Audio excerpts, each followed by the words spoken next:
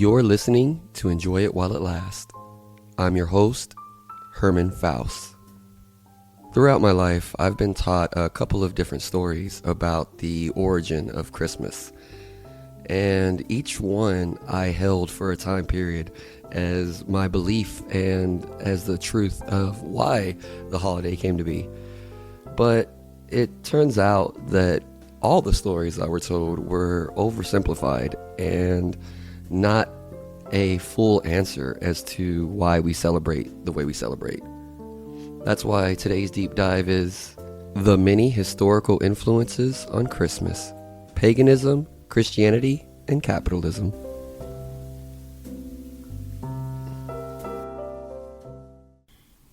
When I was little, it was always taught to me to make sure not to forget that the reason we celebrate Christmas is because we are celebrating the birth of Jesus Christ. I was told that's the reason that we decorate the way we do, the reason that we give gifts, and also just the reason that it's emphasized during the season to be charitable and to love each other was all in a way to respect and celebrate the life of Jesus and his teachings. As you get older and you start learning like the true history of things and the histories that you're not taught in school, at some point it was kind of taught to me that Christianity just stole Christmas, basically, that this holiday was a pagan holiday and that it existed way before Jesus Christ, and that it was taken over by Christianity as a way to make the religion more popular. And for a long time, I kind of held on to that as what I believe the true story of how Christmas came to be was. Of course, that's not the answer I would give whenever you get to, hey, Dad, why do we celebrate Christmas?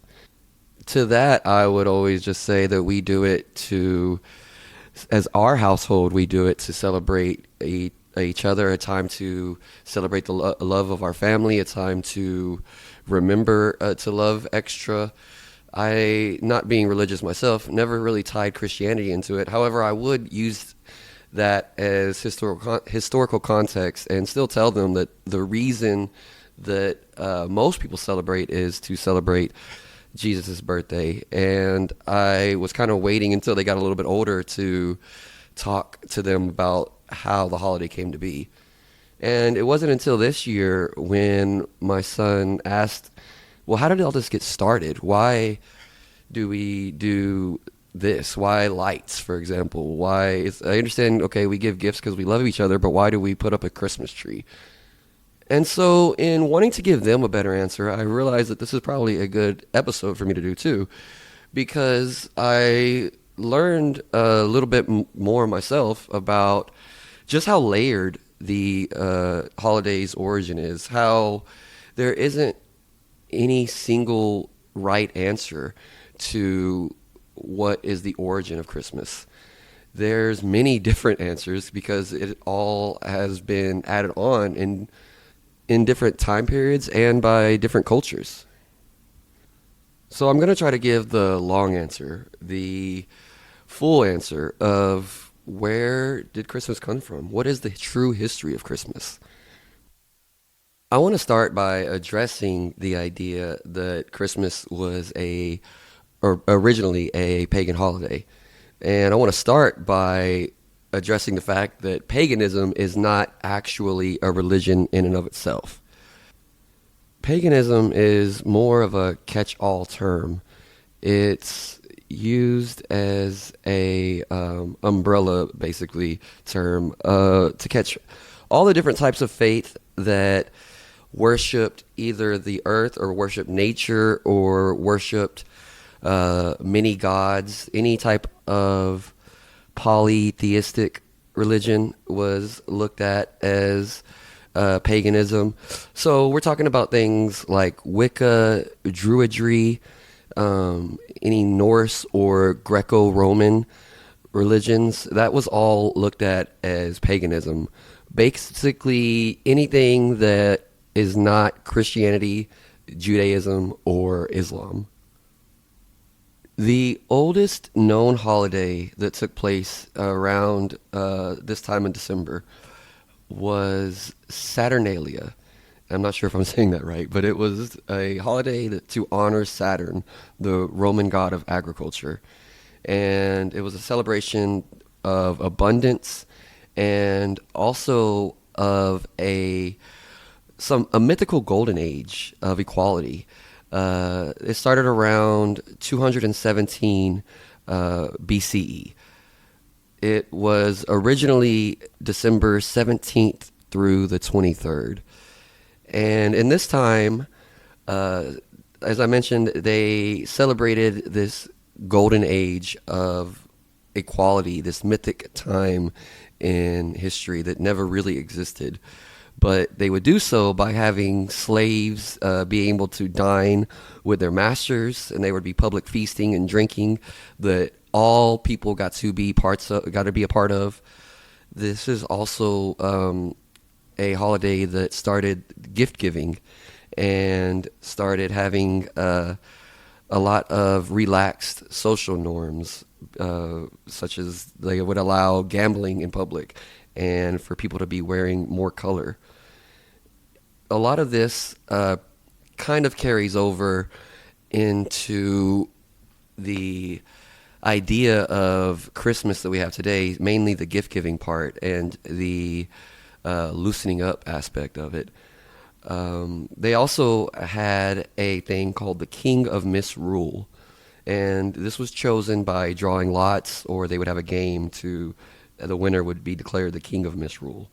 And the King of Misrule would preside over feast and whatever games was having. And it was meant to basically show a time of chaos that was more of a release for the public, more of a way to inverse normal societal order, and basically give people a chance to make fun of those in charge and to feel like they're in charge and to let everybody blow off steam in a safe way for the society.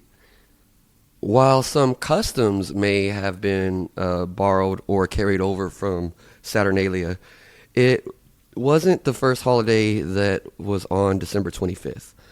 That goes to, and I know that I'm going to have trouble saying this, but it's called Dies Natalis Solis Invicti, or the birthday of the unconquered sun.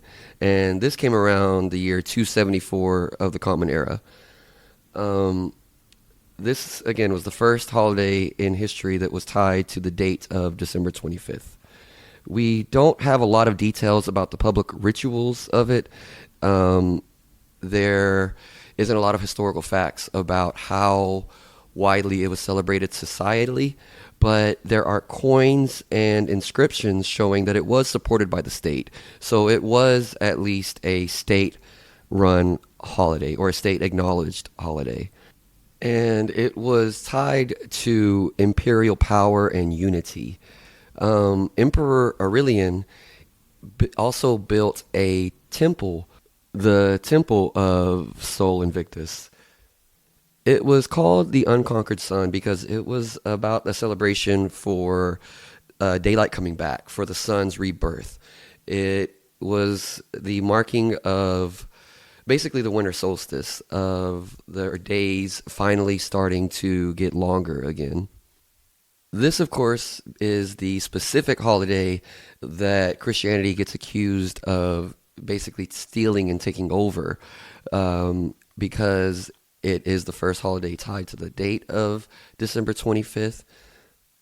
And it also is not that far separated from the first year of Christianity celebrating Christmas.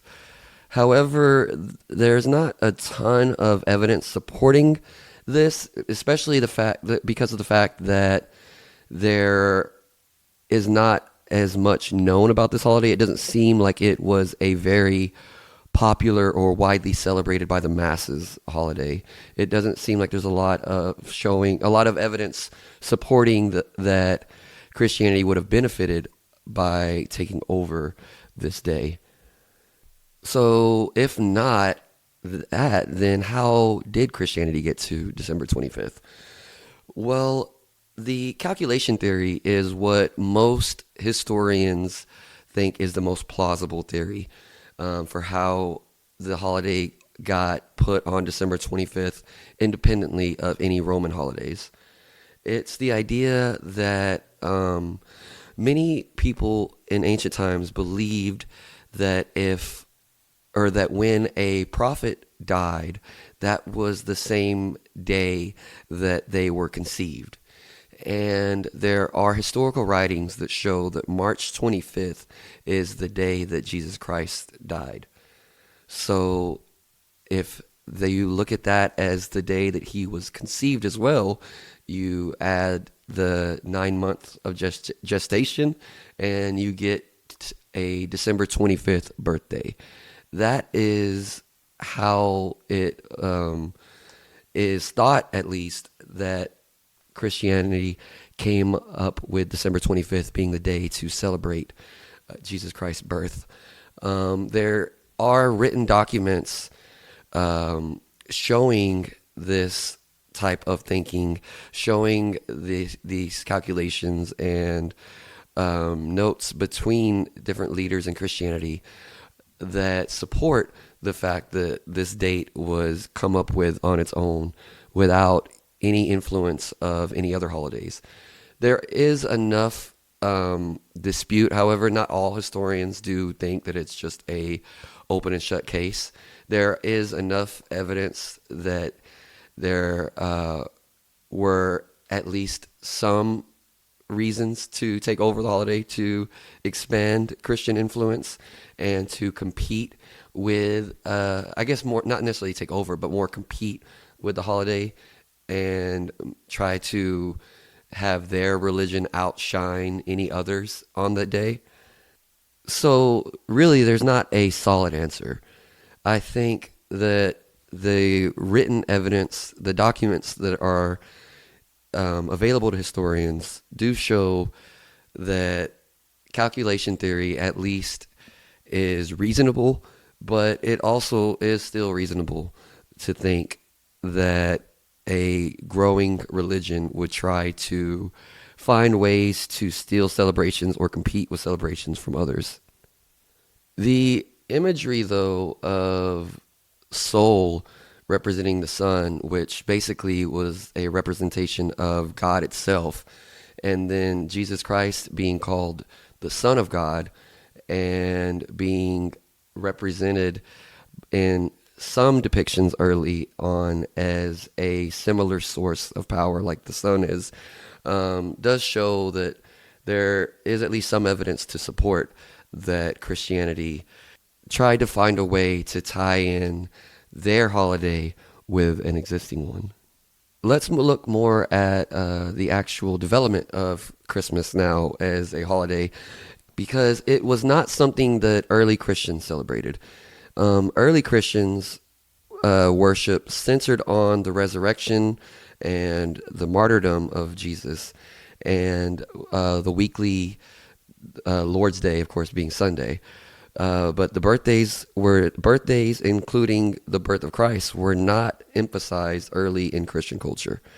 In fact, it was often looked at as pagan leftover belief to celebrate birth. It was sometime in the mid 300s of the Common Era when Christmas first became a Christian holiday. Christian theology was evolving, and the incarnation of God being human, or coming down as a human, was being emphasized more, as well as Jesus' full humanity being emphasized more. It was really being pushed that Jesus was an actual human being, a person, and not just a spiritual figure or a story. And that's when the birth of Jesus became something that they were looking to celebrate. And again, I mentioned earlier how they calculated when they believed the birth happened. It started off as a feast day when Emperor Constantine first legalized Christianity. It was allowed to have shared feast days with other holidays as well. Um, and it wasn't celebrated at the same day universally at first. There were two different churches, or two different rules of thought on when to celebrate Christmas. There was the Western Christianity celebrating Christmas on December 25th, which emphasized, of course, the birth and incarnation. And Eastern churches focused more on his baptism and celebrated on January 6th. It took time and culture basically aligning at the time for the Eastern churches to end up changing their celebration to match and also be on December 25th. So Christmas spread by cultures being culturally adopted, not by being mandated by the state.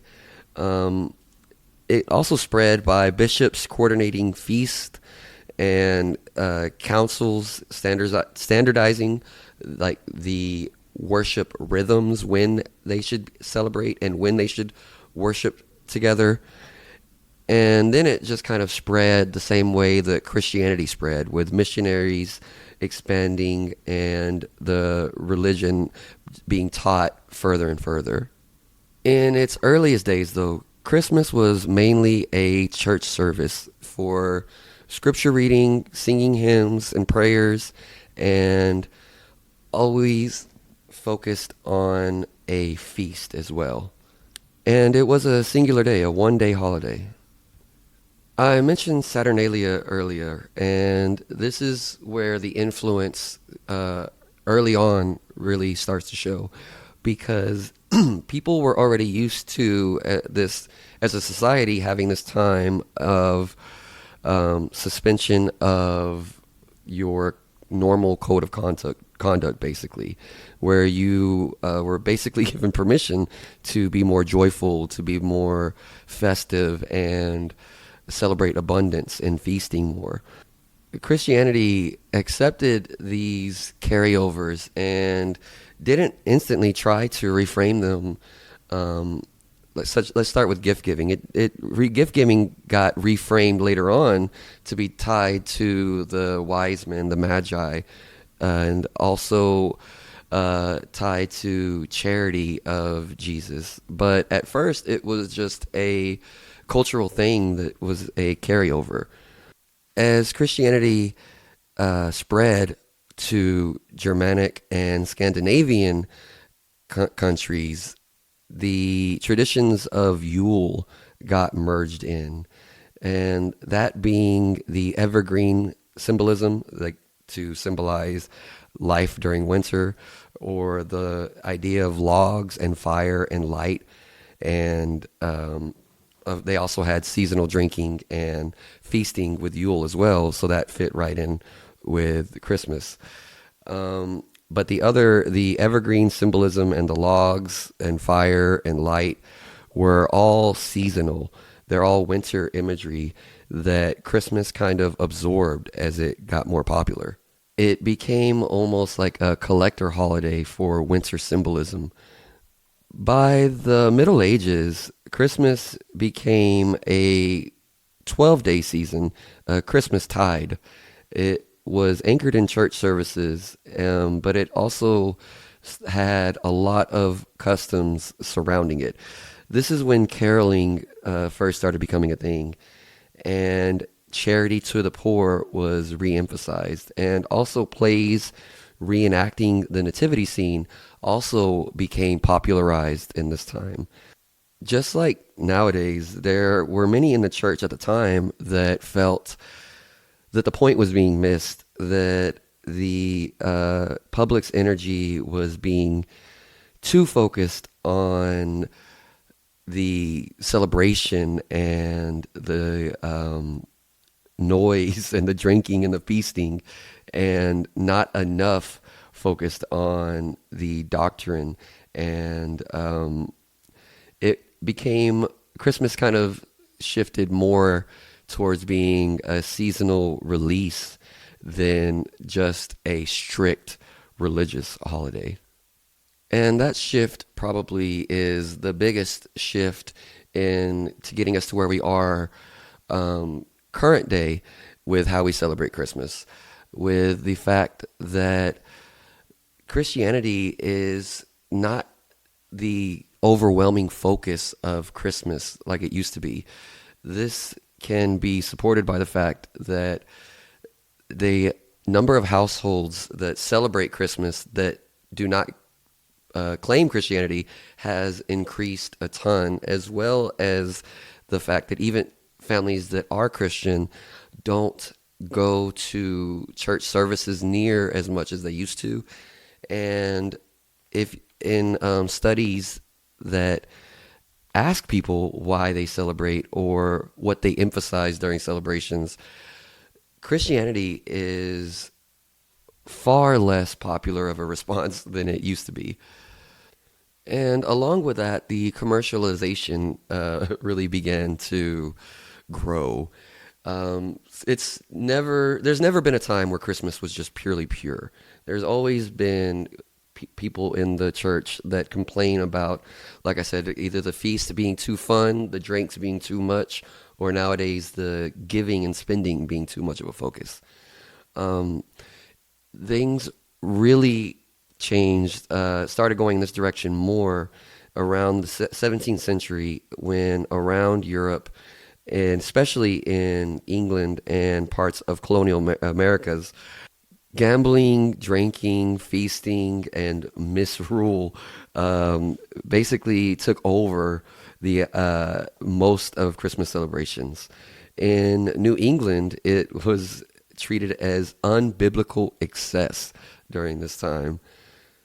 With industrialization came urbanization, came child labor, came family fragmentation, and a lot of anxiety just about morality and social cohesion. And it was during this time that Christmas was reframed again to try to address those fears.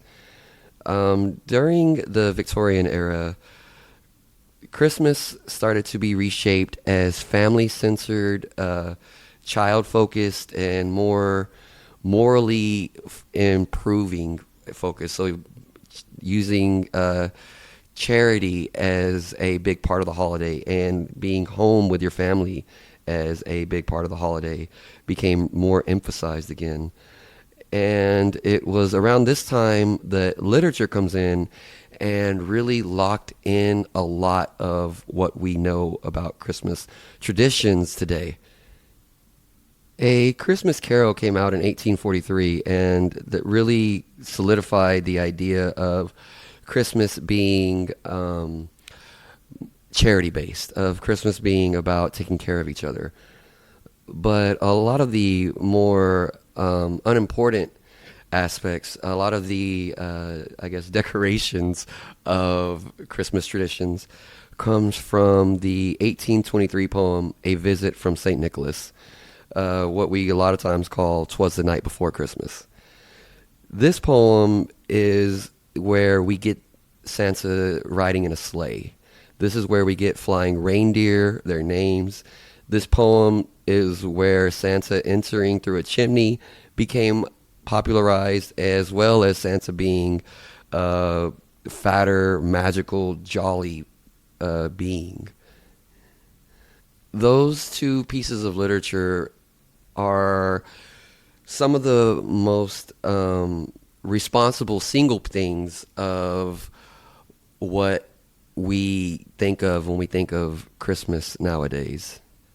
I mentioned how "'Twas the Night Before Christmas" set up the idea of Santa, but Santa was already a thing. Santa was already, it was not created there. Santa, of course, as most people know, was, the story of Santa came from first a real person, St. Nicholas, whom had his own feast in medieval Europe on December 6th, by the way. He was a saint, a bishop, I'm sorry, that later was declared a saint of charity and was known for that for his charity because he would often pay off debt of poor families and would never announce it. He would pay it off. It only became known because the people he gave money to shared the stories. There were also stories of a person throwing gold in through random windows, or that would show up and leave money for families that he knew was in need. He was in a position to know this because of his state as a bishop, and was his known, even though he didn't declare that he was the one giving the charity, people were easily able to figure out that the one person in town that basically had the means to help and knew what problems people had was the only one that could really have been helping out in these ways. In the Netherlands, the story of St. Nicholas became Sinterklaas, which later, when brought to New York, got his name changed to Santa Claus. It was also around this time that his story, the talking about him, it became less of a saintly characterization and more of a playful, more of a jolly characterization. And again, it was the a visit from St. Nicholas that really solidified the way that we look at Santa as a magical gift giving, charitable being, and one that is basically a patron saint of children and of the poor. It wasn't until later in the 19th century when elves got added into the narrative, as well as the North Pole, that was influenced by European fairy folklore as well as industrial factory and the imagery of combining the two, of how to solve the question of how does one man make all those toys. Well, obviously he has elves helping him in his magical factory. And the reason the North Pole became the known home for Santa Claus is because it belongs to no nation, was remote and unvisitable, basically mysterious and cold enough to fit all the winter imagery. I mentioned before how Yule and celebrated evergreen plants and trees, and that's also how Christmas trees got incorporated by having bringing a tree inside to, and you would light it up with candles to represent life persisting through the winter.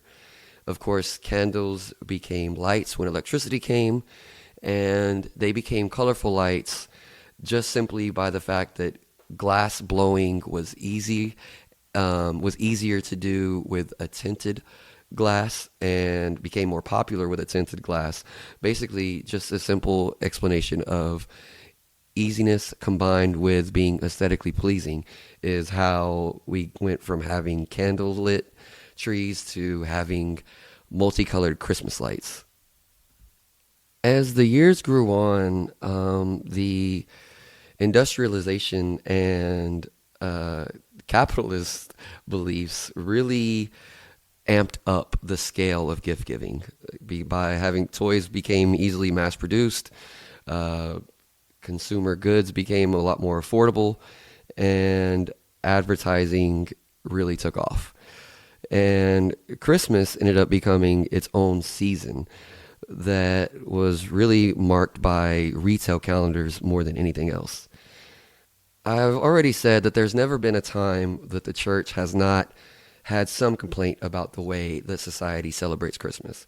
However, just like a lot of other issues in society, the growth in technology and in society itself has really amplified the fact that Christmas has become so disconnected from any of its original purposes that Christmas now feels almost like the whole purpose is simply to give and to get. Advertising also locked in the way we see Santa Claus. Coca-Cola ads featuring Santa in his traditional red robe and red full suit, his Santa hat, and his white beard.